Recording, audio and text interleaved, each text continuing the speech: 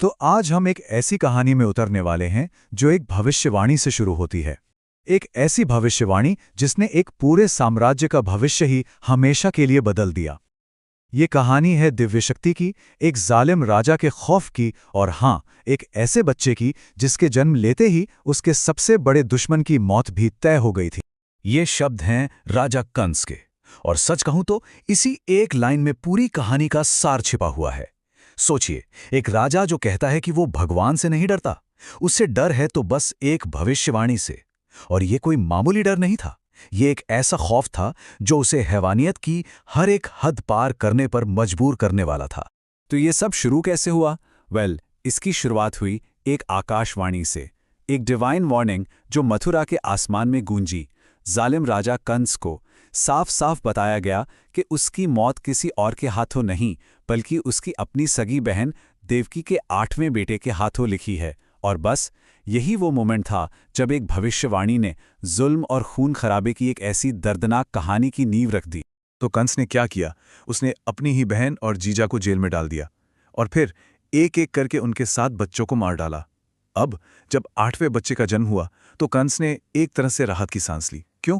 क्योंकि जन्म लेने वाला बच्चा एक लड़की थी। उसे लगा चलो भविष्यवाणी झूठी निकली, मैं बच गया। लेकिन कहानी में एक ट्विस्ट आता है।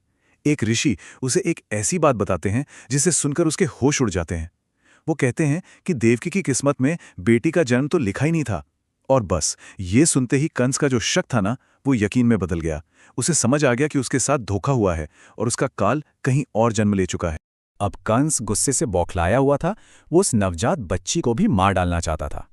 लेकिन इससे पहले कि वो ऐसा कुछ कर पाता, वो बच्ची एक देवी का रूप ले लेती है और हवा में गायब हो जाती है।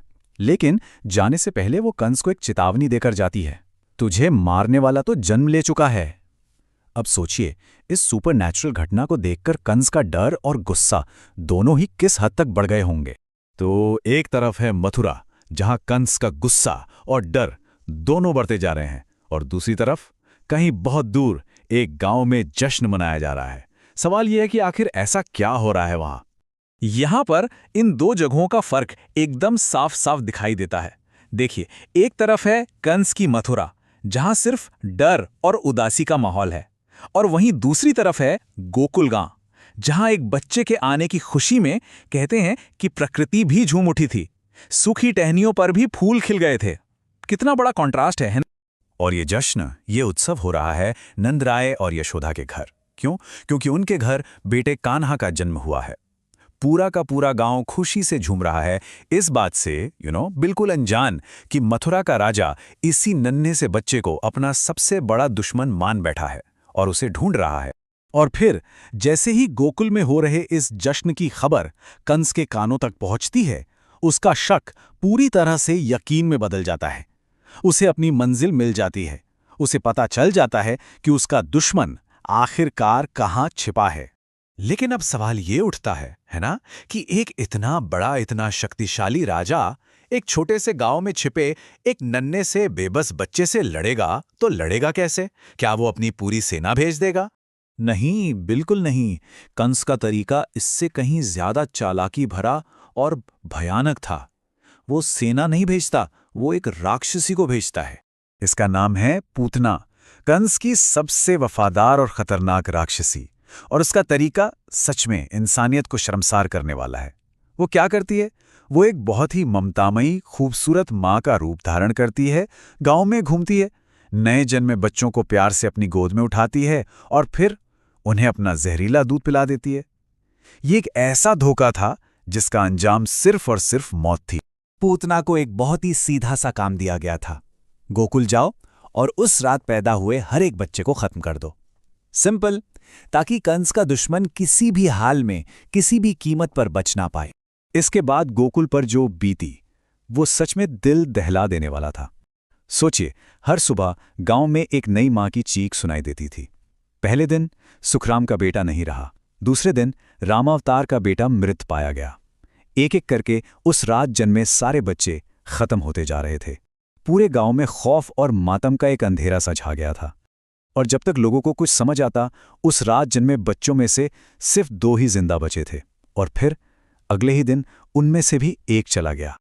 अब सिर्फ एक बच्चा बचा था, नंदराय और यशोदा का बेटा कान्हा, और वही था पूतना का आखिरी निशाना।